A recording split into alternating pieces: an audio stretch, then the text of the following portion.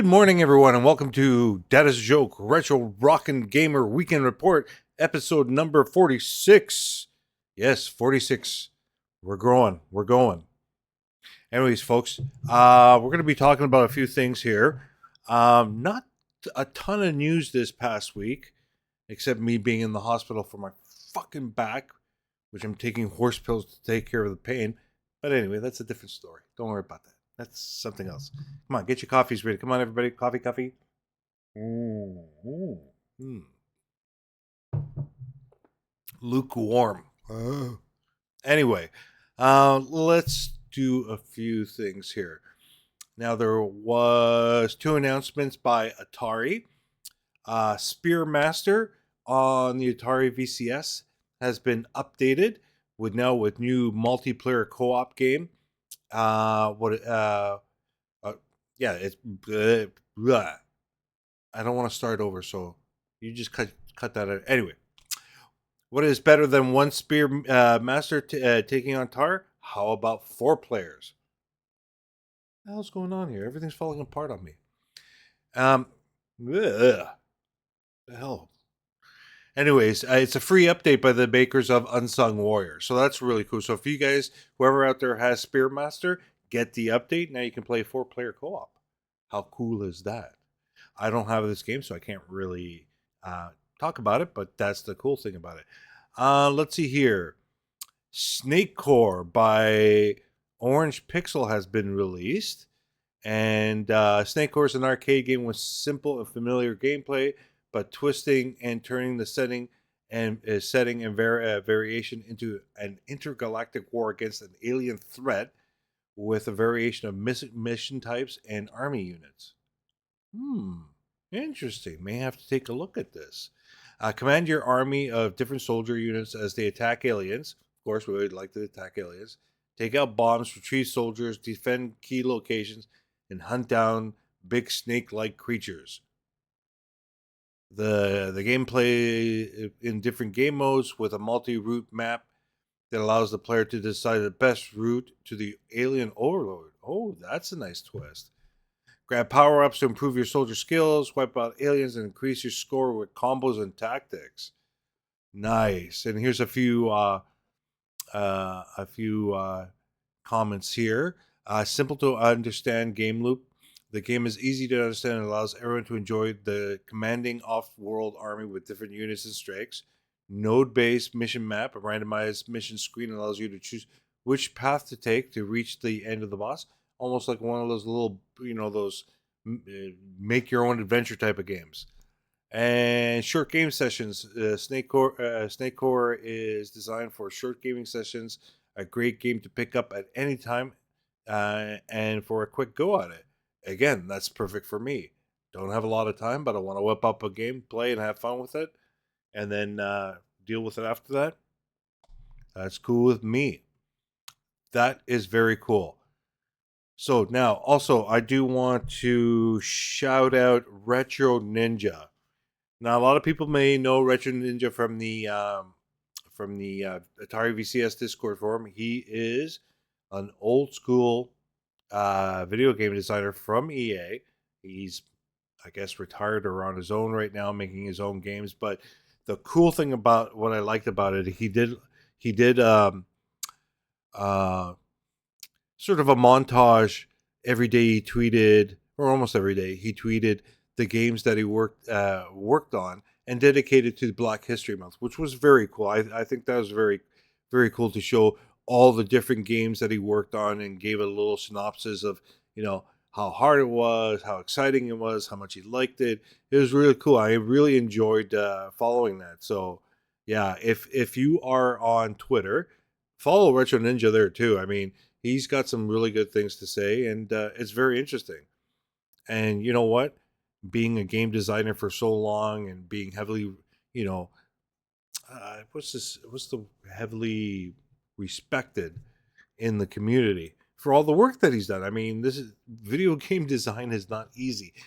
Making video games are not easy. It's, especially where you have a whole team and you got to organize everybody and get through the development of it. Wow, I'm really skipping over my words today and tripping all over the place. That's what happens when you do an early morning show. Let me see here. Is there anything other than that? Oh, yes.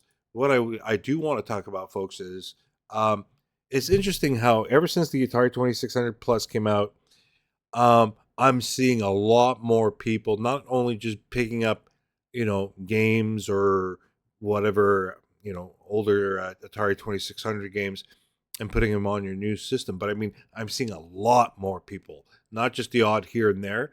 So it's interesting how, you know, fascination with Atari goes up at a certain point and then comes down again, goes up again. It's not a steady one.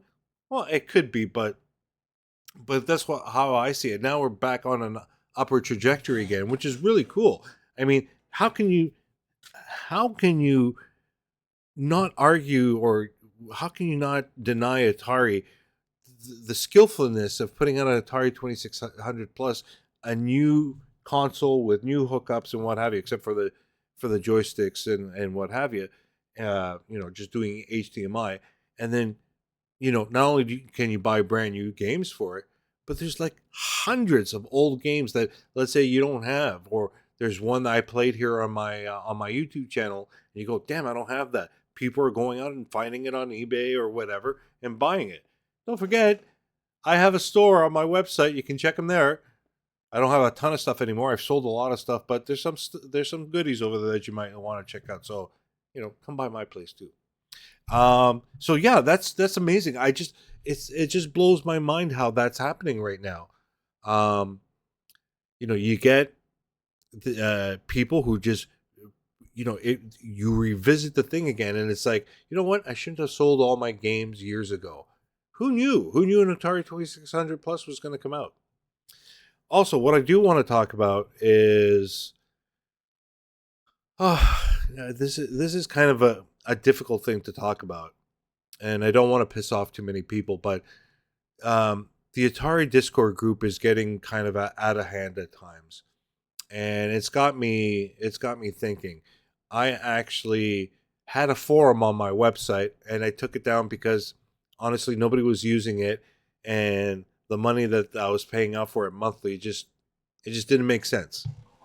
It didn't make sense at all. So I was thinking of bringing back the forum and just having a new safer space for everybody to chat and talk and sort of have it all encompassed through the website and stuff like that. Not, I do have a Discord server, but I don't know, I'm not too crazy about it. But we need to get along here. We need to, talk to developers on different social platforms and tell them, listen, there's this thing called the Atari VCS. We would love to see your games on it. I mean, that's the only way we're going to do things. That's the only thing we're going to move the Atari VCS forward, by talking to these people and saying, listen, this is a great opportunity. There's only about 130 some plus games on there. So your game will stand out. And if it does well there, you can port it to other platforms, or the other way around. Uh, you know, uh, Create it for the other platforms and then create a version for the Atari VCS.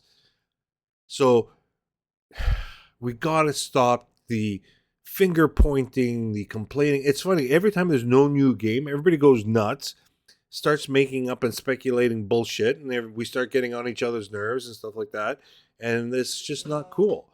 I mean, it's not cool at all. We need to stick together as a community. That's what we are at the end of the day, right? We are a community of retro game lovers that we were given this brand new console that can do all kinds of things, and sometimes we just poo poo it all the time. And I don't understand why we're doing that. Like, we got something good here. Let's help out Atari. I mean, like I said, the community can move villages, right? If all of us get together, we can raise a barn. Why can't we do that with the Atari VCS? It's just it's frustrating to see some of the chit chat on there. That it just, I don't know, it just bugs me sometimes.